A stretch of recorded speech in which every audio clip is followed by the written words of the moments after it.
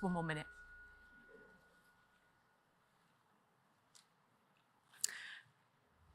Is this familiar? Yeah? Familiar? Amazing, isn't it? What a wonderful device. So good, I've got two, a laptop and an iPad. The ability to communicate and share on these devices blows my mind. Any place, any time, anywhere, with anyone. But is the virtual office, the back-to-back calls, the current on, actually good for us all of the time? Are we in danger of self-disabling ourselves from the rich experience of face-to-face interaction? Now, before I go on, I'm just going to put this down. Before I go on, I'm not anti-flexible working, I'm not anti-hybrid, and I'm not anti-tech. I love tech. I sell software, for heaven's sake. Software that makes your life more efficient, more automated, and more easier to cope with as the demands increase. However, while we are busy packing in back-to-back calls in the virtual world, never getting any real work done, are we missing out? I want you to remember the last time that you were in truly thrilling company, other than today, of course. Was it sat in your bedroom or in your home office or in your kitchen on a virtual call? If it was, can you just put your hand up for me, please? Oh, okay, brilliant. I'd like to talk to you about that afterwards. But I'm talking about those times that you were so engrossed, so present, so engaged, inspired, attracted, a sense of fear, a sense of terror, a sense of joy. All these moments of being so enthralled that time stopped itself. One such moment happened to me 9 years ago when my 2-week-old son stopped breathing. His lips were turning blue and he couldn't catch his breath.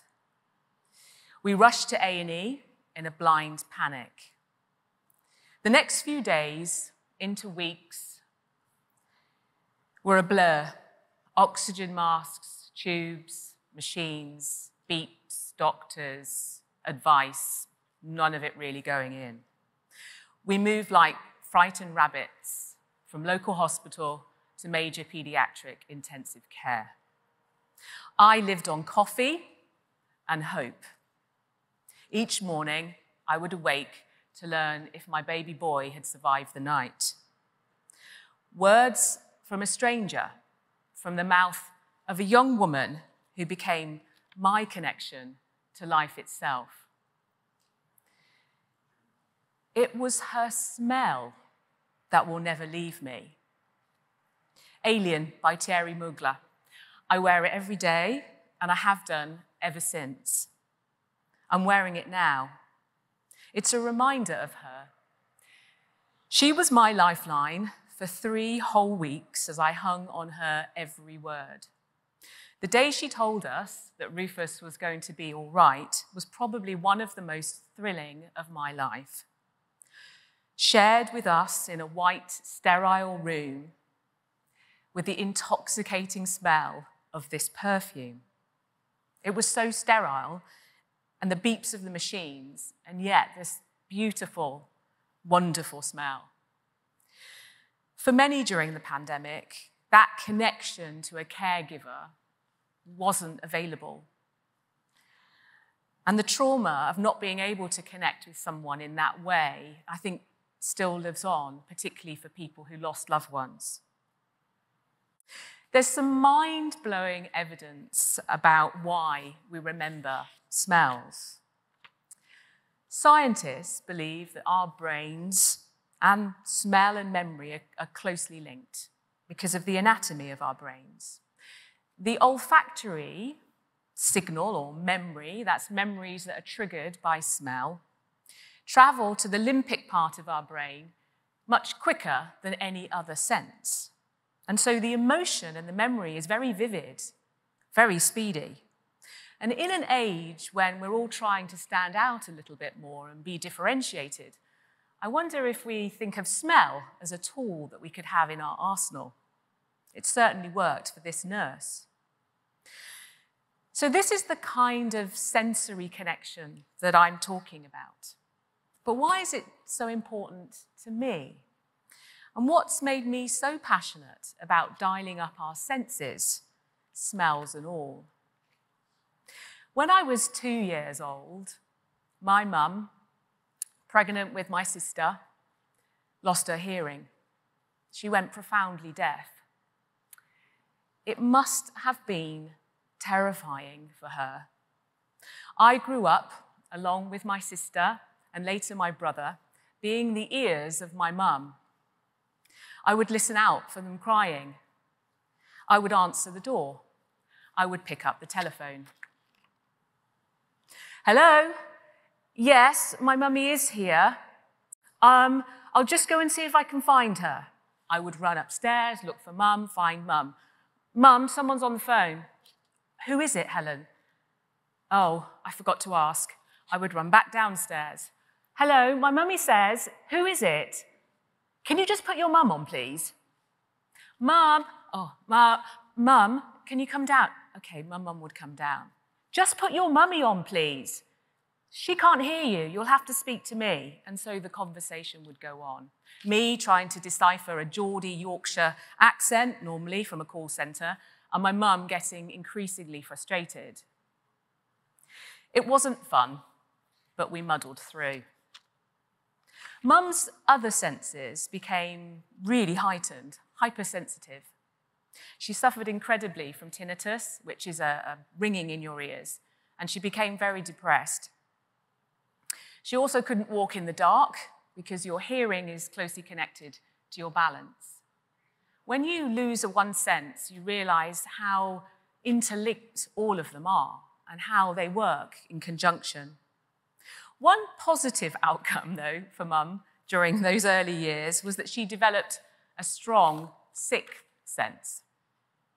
I remember a time, I must have been about 16, those difficult teenage years. If anyone has teenagers, then I'm sure that you can empathize, when we'd had a fight, we were arguing. And she was stood at the kitchen sink with her back to me. And so I took the opportunity to tell her to F off. She slowly turned around, soapy water dripping from her rubber gloves onto the kitchen floor, and said, "Don't you ever tell me to fuck off again, Helen." She just knew. So reflecting back, I realised that those early life experiences have had a profound effect on me and my communication style. It's second nature for me to enunciate, talk slowly, every syllable making sense, pause, and connect directly in your eyes, because that's the only way I know. That's how I grew up.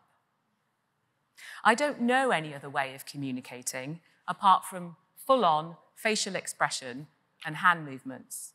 In some, what might perceive to be a cruel twist of fate, my career choices have followed a similar communication theme.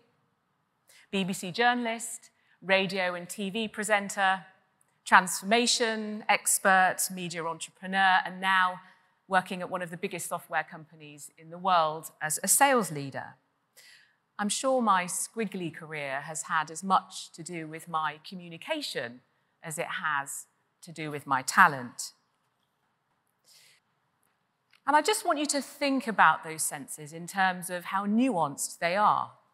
Did you know that there are 53 sensory preceptors to our 5 base senses? Touch, taste, hearing, smell, and sight. We can be attracted to another human being even fall deeply in love, but be instantly repulsed by a bad kiss. I think you also know what I'm talking about.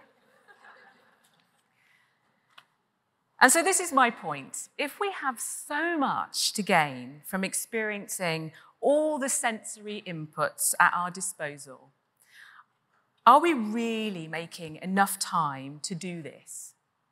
And by the way, this shouldn't be confused with romantic love, although I do believe in order to find that, you probably do need to physically meet at some point.